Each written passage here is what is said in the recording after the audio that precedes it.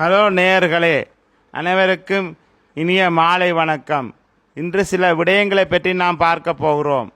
அதாவது வாழ்வில் எல்லாவித துன்பங்களும் நான் மனம் என்று நினைப்பதாலே ஏற்படுகிறது. அந்த மனம் என்ற உள்ளடக்கத்திலிருந்து தான் மனதின் உள்ளடக்கத்திலிருந்து தான் எல்லாவித துன்பங்களுமே தோன்றுகின்றன. ஆகவே நான் மனமல்ல என தீர்க்கமாக உணர்ந்த விடத்து நமக்கு அந்த விடுதலை உணர்வு கிடைக்கிறது. அதுவே ஜீவன் முக்தி நிலையாகும். நான் மனமல்ல என்று தீர்க்கமாக நாம் உணர வேண்டும். அந்த உணர்தலிலேயே நிலை பெற வேண்டும். அவ்வாறு நிலை பெறும் போது நமக்கு ஜீவன் முக்தியானது இலகுவாக கிடைக்கிறது. அதை பற்றி இன்று பார்ப்போம். அந்த புத்தகம் அன்பெனும் ஓடையிலே என்ற ஒரு புத்தகத்தில் ஓஷோ தனது சிஷ்யர்களுக்கு எழுதிய ஒரு கடிதத்தில் இருந்து அந்த விடயத்தை பார்ப்போம். அதன் தலையங்கமாவது நான் மனம் இந்த பிரமையிலிருந்து முக்தி. இதைத்தான் அவர் குறிப்பிடுகிறார். நான் மனம் இந்த பிரமையிலிருந்து முக்தி என்று குறிப்பிடுகிறார். அன்பே, உங்களுடைய மாபெரும் மறதி இதுதான். நீங்கள் மனத்தை நான் என்று நம்பியுள்ளீர்கள். பாருங்கள் எவ்வாறு அழகாக குறிப்பிடுகிறார் என்று. அன்பே, உங்களுடைய மாபெரும் மறதி இதுதான். நீங்கள் மனத்தை நான் என்று நம்பியுள்ளீர்கள். இதனால் தான் உங்கள் உள்ளம் வரிசையாக துன்பம், துயரம், கவலை இவற்றில் திளைத்து விட்டுள்ளது. ஆனால் அது அனுபவிக்கும் துயரமானது சந்தேகமின்றி துயரத்திற்கு அப்பாற்பட்டது, தனியானது. ஆகவே நீங்கள் துயரத்தில் இல்லை. இப்பிரமையை அதன் பூரணத்துவத்தில் கண்டுகொள்வதே அதனின்று முக்தி பெற ஒரே வழி என்று குறிப்பிடுகிறார். இப்பிரமையை அதன் பூரணத்துவத்தில் கண்டுகொள்வதே அதனின்று முக்தி பெற ஒரே வழி. அதாவது நான் மனம் என்ற பிரமையை அதனுடைய பூரணத்துவத்தில் கண்டுகொள்ள வேண்டும். அதாவது நான் என்னை மனதுடன் அடையாளப்படுத்துவதால் தான் எல்லா விதமான துன்பங்களும் கவலைகளும் ஏற்படுகின்றன என்பதை பூரணமாக தீர்க்கமாக உணர வேண்டும் என்பதைத்தான் இதில் குறிப்பிடுகிறார். அதாவது இப்பிரமையை அதன் பூரணத்துவத்தில் கண்டுகொள்வதே அதனின்று முக்தி பெற ஒரே வழி என்று குறிப்பிடுகிறார். அதாவது இந்த பிரமை நான் மனம் என்ற அந்த பிரமையை அதனுடைய பூரணத்துவத்தில் இனம் கொண்டு கொள்ள வேண்டும். நான் மனம் என்று ஒரு விதமான ஒரு மாயையில் இருக்கிறேன்.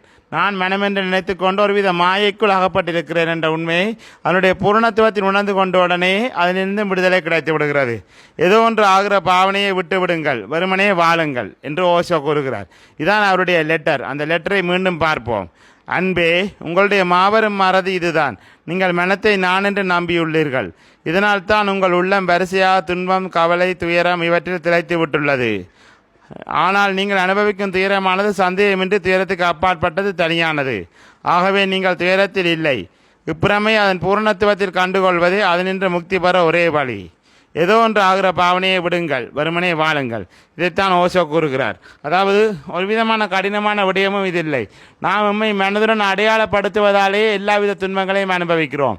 நானே மனம் என்று நினைத்துவிட்டு மனதில் தோன்றும் கவலையுடனும் அடையாளப்படுகிறோம். மனதில் தோன்றும் கோப உணர்ச்சியுடனும் அடையாளப்படுகிறோம். மனதில் தோன்றும் காம உணர்ச்சியுடனும் அடையாளப்படுகிறோம்.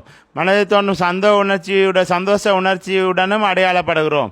இவ்வாறு அடையாளப்பட்டு கொண்டே இருப்பதால் தான் நமக்கு தொடர்ச்சியான இன்ப துன்பங்கள் விளைந்து கொண்டே இருக்கின்றன. அந்த அடையாளப்படுத்துதலை விட வேண்டும். நான் மனமல்ல என தீர்க்கமாக உணர வேண்டும். அதை அதன் முழுமையான நிதர்சனமான உண்மையான அந்த நான் மனமல்ல, நான் அதற்கு சாட்சி என்பதை தீர்க்கமாக உணரும் போது நாம் எல்லாவித கவலைகளிலும் இருந்தும் விடுபட முடியும். அதே முக்தி என்று பகவான் ஓஷோ ரஜனீஷ் குறிப்பிடுகிறார். இது என்னுடைய அனுபவம் இதுதான் ஆகும்.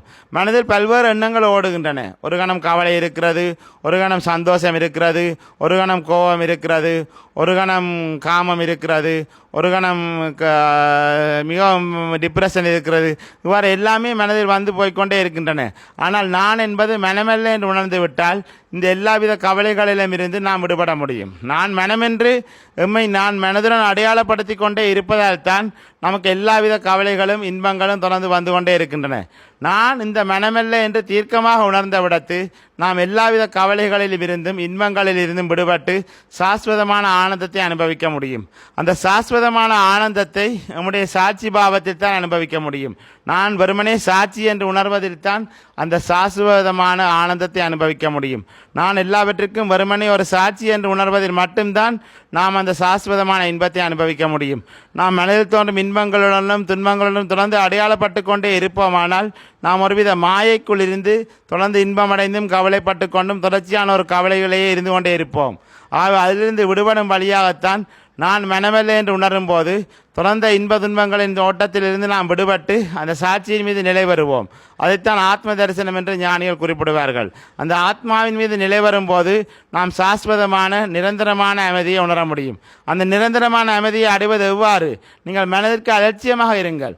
மனதில் எந்தவித எண்ணமும் தோன்றட்டும், கவலையோ கோபமோ காமமோ டிப்ரெஷனோ எந்தவித எண்ணமும் தோன்றட்டும், ஆனால் நான் எல்லாவற்றிலிருந்து விடுபட்டிருக்கும் சாட்சி தான் என்று உணர்ந்து கொண்டே இருங்கள்.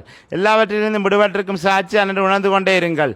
எல்லாவற்றையும் போக விட்டு கொண்டே இருங்கள். நிகழவிடு என்ற ஒரே மந்திரத்தை பிரயோகியுங்கள். நிகழவிடு, எல்லாவற்றையும் நிகழவிடு, எல்லாவற்றையும் ஏற்றுக்கொள்கிறேன், எல்லாவற்றையும் நிகழவிடுகிறேன் என்று எல்லாவற்றையும் நிகழவிட்டு கொண்டே இருங்கள். அவ்வாறு நிகழவிட்டு கொண்டே இருக்கும்போது எல்லாமே கடந்து போய் கடைசியில் சூனியமே நிரந்தரமாக நிலைத்திருக்கும்.